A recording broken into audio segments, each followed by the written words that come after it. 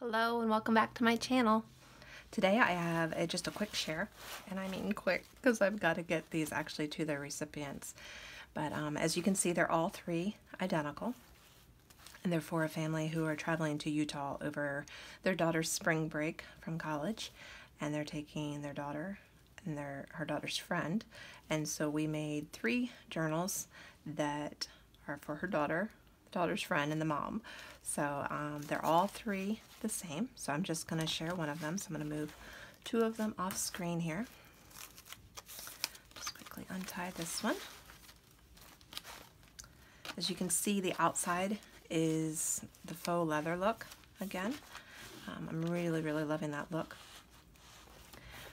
The embossing plate worked extremely well on this treatment this time.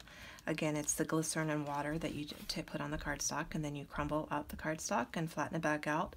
And you can do that a couple times, however many times you want to. But this embossing folder actually took most of the crinkles out that would give kind of the leather look, but gave a really defined look on the embossing itself, which I really loved. And it did it on the outside and the inside. And so the front and back covers are identical like that. And you know, I like things on the outside of journals, but this turned out so well that I just decided to leave it. For the distressing, I used some shoe polish as well as just regular stamp pad ink, some browns and blacks throughout it. So the spine is more of the cardstock, but I doubled that up, one piece on the outside and then one piece on the inside, just to keep it really sturdy for the binding there. So anyways, let's take a look inside. As I've said before, it's a travel journal size, and travel theme is Utah for this one. Being that I made all of them identical, I thought a book plate was definitely a necessity so that they would know whose was whose before they, you know, made it all special on the inside and unique. These are just from a paper pack that I believe I got from Joann Fabrics. So those are cute.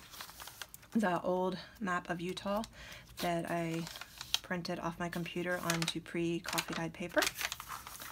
I did leave a lot of journaling spots throughout it, or just places to put pictures or whatever.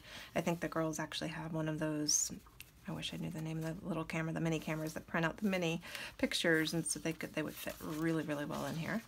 But anyway, stamping throughout it,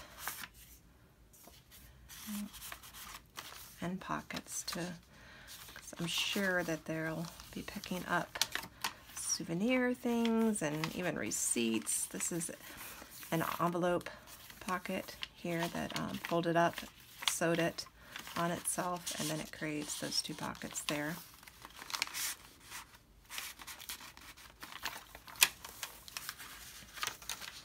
A little bit of scrapbook paper just to break it up a bit. Some manila envelope that I just cut the end of it off, the other end on the other side. Another Utah image. All these images that you'll see are actually printed off of public domain site of I just typed in vintage royalty-free / public domain images of Utah. So that's, I'm sorry, I probably should have shown you that map a little bit. That folds out. That's just a terrain map of Utah. I'd love to go to Utah. I've always wanted to RV across country with our boys. I've mentioned before, we homeschool our boys, and now they're all getting older. Our oldest is in college, and the next one is going off to college next year, and maybe we'll get to RV across country sometime with them when they're married or something. Seems like put those kind of things off and you just maybe never come back to them. But this is just scrapbook paper that I left long for the 12 inch, and then folded it over on itself and used the lace punch on it, and then just sewed it over for a pocket there. Still envelope from a also from a paper pack. I believe that one was from Hobby Lobby. And this was actually all on the same page. It's a envelope that you just cut out and glue together, and then these little tags fit inside. Little tiny mini postcard things. So scrapping paper, that's when Coffee died. Old Utah image again.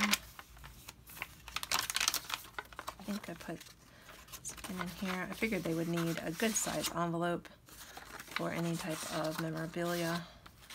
They'd like bigger memorabilia that they could securely put in there.